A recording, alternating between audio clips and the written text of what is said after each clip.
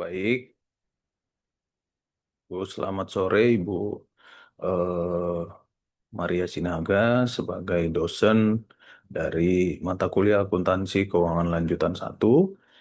Terima kasih atas kesempatan yang diberikan. Perkenalkan saya Nathanael Simbolon dari kelas AK 603. Pada sore hari ini akan mempresentasikan materi perkuliahan terkait dengan transaksi persediaan antar perusahaan, di mana yang menjadi tujuan pembelajaran di sini saya ambil ada 5. Yang pertama yaitu em, bagaimana nanti memahami konsep konsolidasi dan transaksi persediaan antar perusahaan.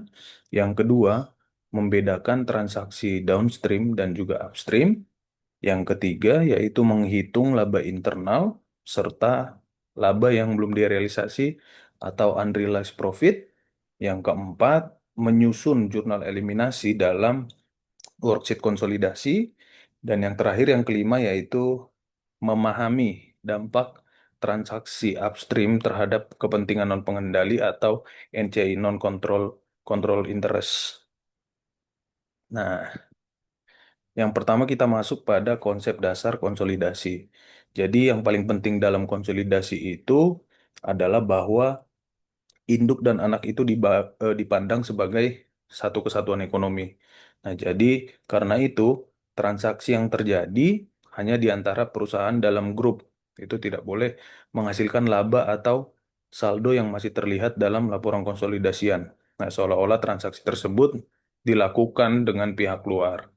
Contohnya, apabila induk menjual persediaan kepada anak, dan pada akhir periode sebagian barang itu masih disimpan oleh anak, maka laba dari penjualan tersebut belum benar-benar direalisasi dari sudut pandang grup.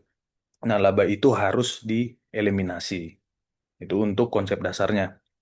Nah, yang selanjutnya di sini transaksi persediaan antar perusahaan. Nah, masalah utamanya itu muncul ketika perusahaan penjual sudah mencatat penjualan dan laba, tetapi barang yang dijual ternyata masih berada di dalam kelompok usaha. Nah, ini dari perspektif masing-masing perusahaan, transaksi tersebut memang menghasilkan pendapatan atau laba. Namun, dari perspektif grup, nah itu belum terjadi penjualan kepada eksternal. Nah, oleh karena itu, laba internalnya yang masih melekat pada persediaan itu harus dieliminasi dalam proses konsolidasi tadi. Nanti untuk lebih jelasnya nanti ada juga di contoh soal yang akan saya jelaskan. Nah, lalu kapan laba internal itu harus direalisasi? Nah, jadi laba internal itu tidak selalu harus dieliminasi secara permanen. Nah, yang ditangguhkan itu adalah bagian laba yang masih terkandung dalam persediaan pada akhir periode. Nah, jadi ketika persediaan tersebut kemudian dijual kepada pihak eksternal, nah maka laba internal yang masih berada dalam persediaan akhir ditangguhkan atau dieliminasi. Nah, sedangkan laba yang harus direalisasi melalui penjualan kepada pihak eksternal itu dapat diakui oleh grup. Jadi di sini jelaskan hanya laba yang masih terkandung dalam persediaan akhir periode yang ditangguhkan atau dieliminasi. Ini sebagai bagannya juga saya tampilkan. Nah, yang selanjutnya ini tadi transaksi downstream dan versus upstream. Sini ada gambarnya bahwa downstream itu artinya transaksi yang dilakukan oleh PT induk kepada PT anak. Jadi labanya ini berasal dari induk.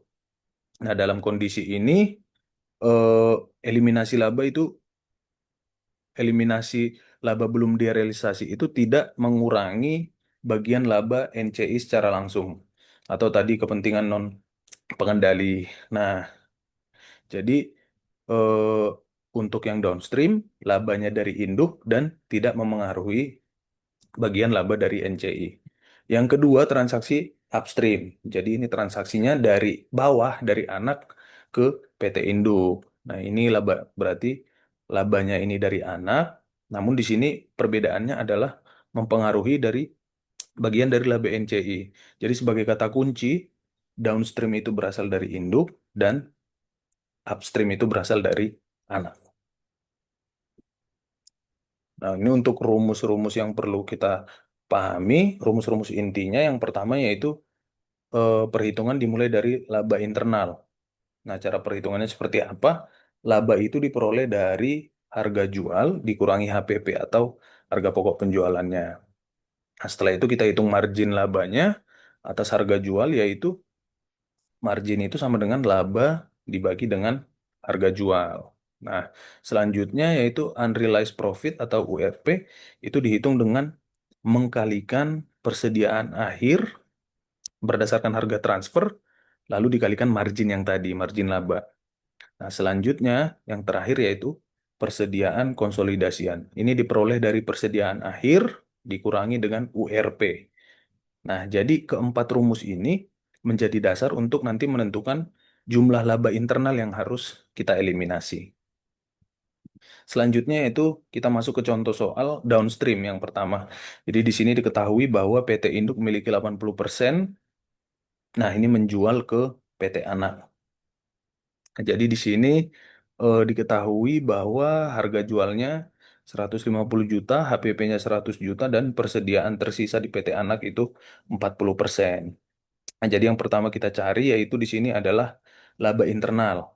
Laba transaksinya yaitu harga jual dikurangi dengan HPP, maka dapatlah labanya 50 juta. Nah, lalu margin labanya 50 juta dari laba transaksi, lalu itu dibagi dengan 150 juta harga jual.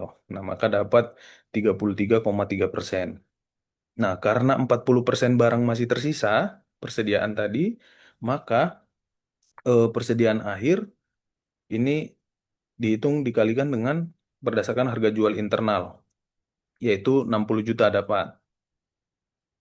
Nah, lalu kita hitung URP-nya 60 juta dikalikan dengan margin tadi 33,3%, yaitu dapatlah angkanya 20 juta. Nah, jadi persediaan yang dilaporkan dalam konsolidasi adalah 60 juta dikurangi dengan laba belum direalisasi 20 juta, maka dapatlah hasilnya 40 juta.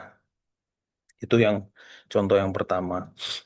Lalu kita masuk ke jurnal eliminasi pada worksheet konsolidasi. Nah, setelah menghitung laba belum direalisasi, kita perlu melakukan jurnal eliminasi dalam worksheet konsolidasi. Nah, untuk menghapus penjualan internal, maka akun penjualan di debit 150 juta dan beban pokok penjualan di kredit 150 juta. Kemudian, untuk menghapus laba yang masih tertanam dalam persediaan, maka beban pokok penjualannya di debit 20 juta dan persediaannya di kredit 20 juta. Nah, perlu diperhatikan bahwa jurnal eliminasi ini merupakan penyesuaian dalam proses penyusunan laporan konsolidasian, bukan jurnal yang dicatat ke buku besar masing-masing perusahaan. Selanjutnya, ini adalah contoh soal upstream dan dampaknya terhadap NCI, karena upstream tadi dari anak ke induk. Nah, ini berdampak kepada NCI atau kepentingan non pengendali. Nah, pada transaksi ini, PT Anak yang dimiliki 80% oleh induk menjual persediaan kepada PT Induk seharga 240 juta. HPP-nya 180 juta. Nah, laba internalnya kita hitung dapat 60 juta dan margin laba 25%. Karena 25%-nya masih tersisa, persediaan masih tersisa, maka nilai persediaan berdasarkan harga transfernya itu adalah 60 juta. Jadi URP-nya menjadi 15 juta. Nah, karena laba tersebut berasal dari anak, maka eliminasi 15 jutanya mempengaruhi bagian laba pemilik induk dan NCI. Jadi, dengan kepemilikan 80%, dampaknya kepada pemilik induk secara konseptual adalah 12 juta. Dan kepada NCI yaitu 20% 3 juta. Nah, di sini juga dijelaskan bahwa dengan kepemilikan induk 80%, konseptualnya itu laba yang tersedia bagi pemilik induk 80% dikali 15 juta, dapat 12, dan NCI-nya 20%, 15 dikali 15 juta, maka dapat 3 juta. Selanjutnya, saya juga membuat di sini ada contoh soal komprehensif. Nah, pada contoh komprehensif ini terdapat dua transaksi. Ya, pertama itu downstream dengan harga jual 300 juta HPP-nya 210 juta dan persediaannya itu 30%, maka didapat di sini laba internalnya itu 90 juta. Dari 300 dikurang 210 HPP-nya. Lalu dapat marginnya 90 juta dibagi 300 juta yaitu 30%. Persediaan akhirnya di sini 30% dikali 300 juta, 90 juta. Laba direalisasinya 27 juta. Persediaan konsolidasinya 63 juta. Nah, lalu di sini kita hitung yang untuk upstream. Di sini yang untuk upstream itu eh yang pertama laba transaksi. Nah, laba transaksi di sini 240 juta diketahui harga jual. Dikurangi dengan HPP, maka dapat 60 juta. Marginnya itu 25%. Persediaan akhirnya 25% dikali dengan 240 menjadi 60 juta. Laba yang belum direalisasi di sini 15 juta. Persediaan konsolidasinya 45 juta dan dampak terhadap NCI-nya 20% dikali 15 juta yaitu 3 juta. Selanjutnya ini ringkasan dari hasil perhitungan dan jurnal eliminasi ya. Nah, di sini jika kedua transaksinya digabungkan, maka total URP-nya yaitu 42 juta. Yang di bawah ada 42 juta, yaitu 27 juta dari downstream dan 15 juta dari upstream. Nah, dampak NCI ini hanya berasal dari transaksi upstream saja, yaitu 3 juta. Nah, untuk masing-masing transaksi, jurnal eliminasinya pertama menghapus penjualan internal dengan mendebit penjualan dan mengkredit beban pokok penjualan. Nah, jurnal yang kedua yaitu mengeliminasi laba belum direalisasi dengan debitnya beban pokok penjualan dan kreditnya yaitu persediaan. Nah, pada transaksi upstream juga terdapat penyesuaian yang berkaitan dengan NCI. Nah, jadi, oh mohon maaf. Jadi di sini terlihat ya tadi untuk yang pertama transaksi downstreamnya bahwa di debitnya ada penjualan 300 juta dan kreditnya ada beban pokok penjualan 300 juta. Kalau untuk yang eliminasi laba belum direalisasinya, beban pokok penjualannya 27 juta dan kreditnya ada persediaan. Untuk yang tabel B, ini transaksinya upstream. Maka di sini untuk eliminasi penjualan internalnya yaitu di debitnya penjualan, kreditnya BPP atau beban pokok, lalu eliminasi laba belum direalisasinya, beban pokok penjualan dengan kreditnya persediaan. Nah, ini untuk dampak NCI upstream, yaitu 3 juta dan juga dam, di kreditnya ini laba anak 3 juta dan NCI-nya 3 juta. Itu kira-kira untuk jurnal eliminasi konsolidasinya. Lalu selanjutnya ini adalah jurnal eliminasi downstream. Nah, untuk transaksi downstream pada contoh awal itu penjualan internalnya sebesar 150 juta. Dieliminasi dengan di debitnya itu penjualan 150 dan di kreditnya beban pokok penjualan 150 juta. Lalu beban pokok penjualan di sini mengeliminasi laba kotor yang belum direalisasi pada persediaan yang masih tersimpan di anak, yaitu eh, dengan jurnal beban pokok penjualan di debit 20 juta dan persediaan di kredit 20 juta. Ini menyesuaikan nilai persediaan menjadi harga perolehan dari sudut pandang entitas konsolidasi. Nah, dengan demikian, laporan konsolidasi ini hanya mencerminkan transaksi dengan pihak eksternal. Lalu di sini selanjutnya yaitu transaksi upstream, eliminasi dan dampak NCI-nya. Jadi di sini transaksi upstream memerlukan perhatian tambahan karena labanya berasal dari anak perusahaan. Jadi ketika laba belum direalisasinya dieliminasi, laba anak juga harus ikut berkurang. Jadi karena sebagian anak dimiliki oleh pemegang saham non pengendali, maka bagian dampak eliminasi tersebut juga dialokasikan kepada NCI.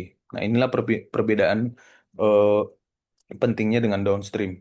Jadi pada downstream itu laba berasal dari induk sehingga tidak mempengaruhi tadi bagian dari NCI. secara langsung. Nah, sedangkan upstream ini eliminasi laba anak mempengaruhi atribusinya kepada NCI. Selanjutnya ya ini eh, yaitu soal akhir. Sini eliminasi transaksi internal. Nah, di sini pertanyaannya identifikasi dan hitunglah laba internal, laba belum direalisasi, persediaan konsolidasi dan dampak NCI untuk setiap transaksi berikut. Jadi ini ada dua transaksi juga. Eh, yang pertama yaitu PTA sebagai induk memiliki 85% PTB dan NCI 15%. Lalu transaksi downstreamnya PTA menjual barang kepada PTB sebesar 400 juta. HPP-nya 280 dan 35%-nya masih menjadi sisa. Nah, di sini kita hitung laba internalnya itu menjadi 120 juta. 400 dikurang 280, lalu marginnya dapat 30%, dan di sini persediaan akhirnya dikalikan dengan harga jual tadi menjadi 140 juta, laba belum direalisasinya 140 juta dikali 30% sama dengan 42 juta, dan persediaan konsolidasinya 140 juta dikurang dengan laba belum direalisasi, yaitu 98 juta. Nah, ini untuk transaksi downstream tidak berdampak kepada NCI. Lalu untuk transaksi yang kedua, ini adalah transaksi upstream juga. Jadi PTB menjual kepada PTA sebesar 300 juta dengan HPP-nya 210 dan 40% sisanya. Nah, jadi di sini kita hitung labanya 300 dikurang 210, dapatlah 90 juta labanya. Lalu marginnya ada 30%, persediaan akhirnya 120 juta, dan URP-nya 120 juta dikali 30%, 36 juta, dan persediaan konsolidasinya 84 juta, 120 dikurang 36 juta, dapat 84, dan dampak NCI-nya 36 juta dikali dengan 15%, yaitu dapatlah 5,4 juta. Nah, di sini kita sampai pada akhir presentasi, kesimpulan dan refleksinya bahwa transaksi persediaan antar perusahaan ini memerlukan analisis dan eliminasi yang tepat agar laporan laporan keuangan konsolidasian mencerminkan kondisi grupnya sebagai satu entitas ekonomi. Jadi kesimpulannya yang pertama, eliminasi transaksi. Nah, di sini transaksi internal itu harus dieliminasi dalam laporan konsolidasian seperti tadi contoh yang sudah saya jelaskan. Yang kedua, unrealized profit. Jadi ini laba yang masih terkandung dalam persediaan akhir yang harus ditangguhkan. Nah, lalu ada dua transaksi tadi, downstream dan upstream. Downstream itu dari induk ke anak dan tidak berdampak langsung pada NCI, sedangkan upstream itu transaksi dari anak ke induk dan memerlukan eliminasi URP sehingga mempengaruhi bagian laba dari NCI. Nah, ini periode berikutnya, laba yang sebelumnya ditangguhkan itu direalisasi ketika persediaan dijual kepada pihak eksternal. Kira-kira seperti itu, Ibu Maria Sinaga dan teman-teman yang mendengarkan. Akhir dari presentasi saya. Terima kasih atas bimbingannya, Ibu Maria. Sekali lagi saya ucapkan terima kasih. Selamat sore.